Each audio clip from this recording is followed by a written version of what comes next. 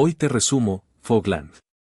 Retomando la historia desde el punto anterior, mientras tanto en otro punto de la prisión, el sonido de martillazos resonaría junto a gemidos de dolor. La torre se encontraría sentado con su cabeza sostenida por una precaria estructura de construcción diseñada para sanar su cuello destrozado. Al preguntar cuánto tiempo tardaría su recuperación, se le informaría que habrían contratado al mejor arquitecto para el trabajo, provocando la furia del jefe, quien los calificaría de idiotas, recordándoles que lo que necesitaba era un médico y no un arquitecto. Siendo entonces que se preguntaría cómo era posible que hubiese terminado en tal estado, pues su talento acumulado durante mucho tiempo en la niebla era una columna vertebral más fuerte que el acero reforzado. Sin embargo, aquel tipo habría podido romperla de tan solo un golpe. Declarando que el profesor ya no le importaba, su único objetivo ahora sería capturar al mocoso que sospechaba estaba acaparando toda la niebla de algún sitio. Sería en ese momento que una voz interrumpiría, mencionando que tal parecía que los rumores de que la torre habría encontrado al profesor eran ciertos, pues se trataría del mafioso del Distrito 0 conocido como el Sabueso, cuya presencia dejaría a todos atónitos. Ante la evidente molestia del coloso, el recién llegado exigiría saber la ubicación del maestro, apelando a la alianza que mantenían. Sin embargo, la torre, cegado por una ambición que su cuerpo ya no podía sostener, rechazaría cualquier alianza, declarando su intención de alzarse como el único líder supremo. No obstante, su desafío sería sofocado al instante. El sabueso lo sujetaría violentamente por el cabello, burlándose de aquel hombre que se atrevía a soñar con la grandeza teniendo un talento tan mediocre. Ignorando las súplicas del gigante de no atacar a un herido, el sabueso descargaría un golpe brutal directamente en el pecho de la torre, un impacto que serviría como un baño de realidad para el coloso caído. Lo que seguiría fue una carnicería absoluta. Al sabueso no le tomaría mucho tiempo masacrar a cada alma presente en aquel refugio, dejando tras de sí un rastro de destrucción antes de emerger hacia el exterior. Allí informaría a sus hombres que el tiempo de espera habría terminado, su nuevo objetivo sería la aldea Tofu.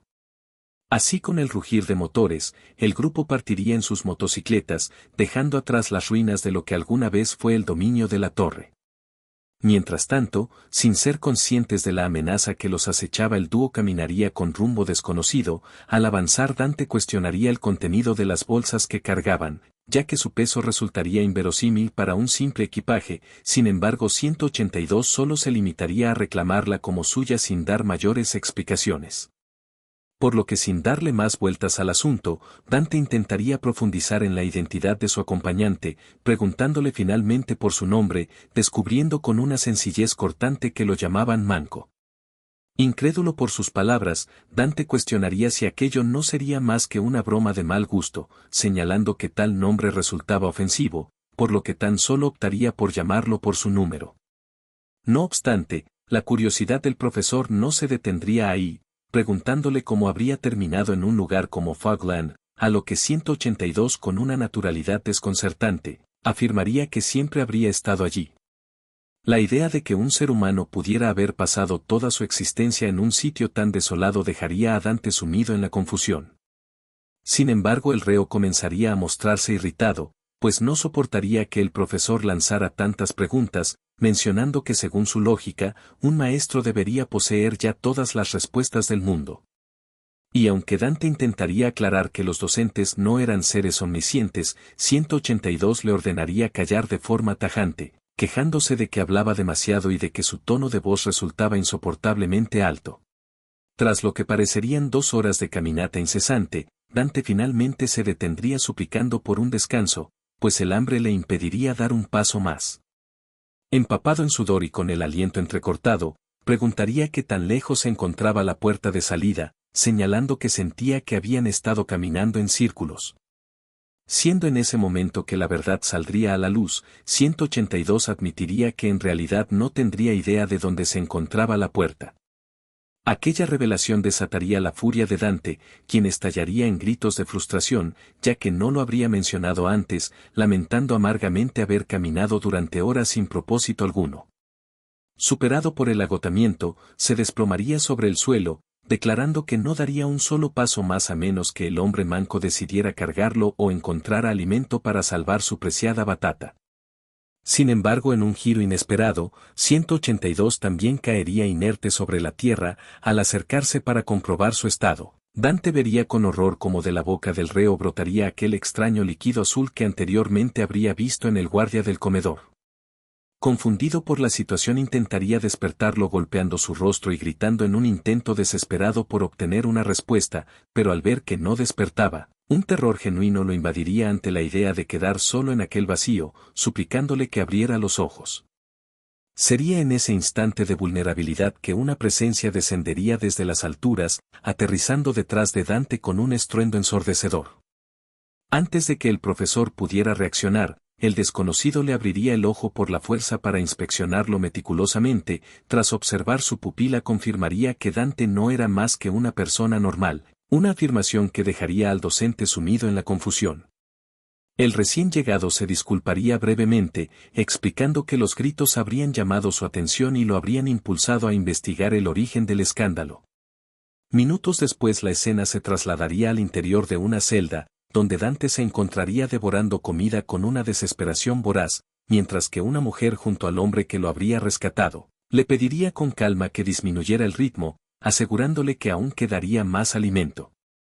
Con el corazón rebosante de alivio, Dante agradecería profundamente el gesto, sintiéndose afortunado de haber encontrado finalmente a seres que parecían poseer un rastro de civilización en medio de aquella barbarie. Sería entonces cuando el hombre se presentaría formalmente bajo el nombre de Rambután, mientras que la mujer revelaría ser Lichi.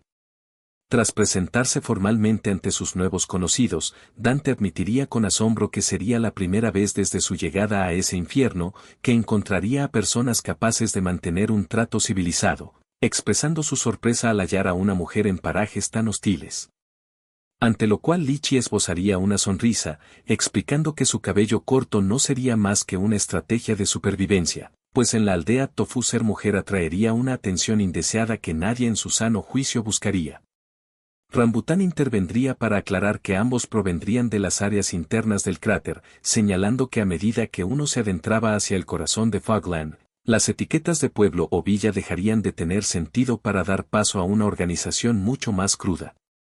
Al ser interrogado sobre por qué aún no habría sucumbido al uso de la niebla, Dante revelaría su verdadera condición: él no sería un convicto, sino una víctima de secuestro a manos del hombre postrado en la cama.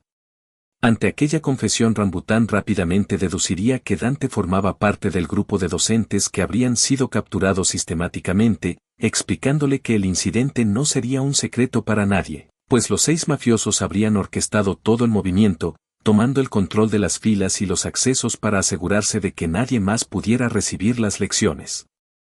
Impresionado por tener enfrente a uno de los objetivos principales de los 6, Rambután no podría ocultar su sorpresa, llevando a Dante a cuestionar si Rambután no sería en realidad un infiltrado al servicio de los mafiosos. Por su parte, Lichi estaría más interesada en conocer cómo habría ocurrido el secuestro, ya que el hombre postrado en la cama no poseía en absoluto la apariencia de un mafioso, siendo entonces que Dante revelaría la insólita verdad: 182 lo habría secuestrado para aprender a cultivar una batata. Aquella confesión provocaría que Rambután estallara en una carcajada incontenible, cuestionando si realmente el rapto se habría producido por un tubérculo y no por el secreto de la niebla. Dante explicaría que a pesar de las circunstancias, habría intentado utilizar a 182 como su guardaespaldas, pero ahora se encontraría en ese estado, concluyendo que se debía a un golpe de calor. No obstante, Lichi lo corregiría de inmediato, pues aquel reo se encontraría en algo conocido como el limbo, una forma severa de abstinencia de la niebla, el cual afectaría a aquellos que tras depender de la sustancia, perderían el conocimiento al verse privados de ella. Advirtiendo que experimentar este estado con demasiada frecuencia terminaría literalmente por derretir el cerebro de una persona. Ante tal panorama, Dante lanzaría la pregunta que marcaría un antes y un después en su comprensión del lugar: quería conocer qué era realmente la niebla. Provocando un silencio tenso entre sus salvadores, quienes se mirarían mutuamente antes de responder, Rambután explicaría que la niebla no sería otra cosa que una droga divina que otorgaba talentos, una sustancia capaz de despertar potenciales ocultos o de potenciar masivamente las habilidades ya existentes.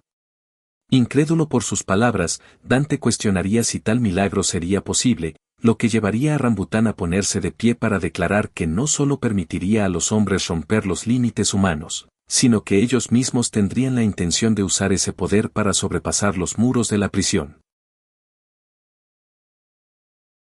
Yo, microphone check, make it a microphone check, give it a microphone, I make the microphone dead.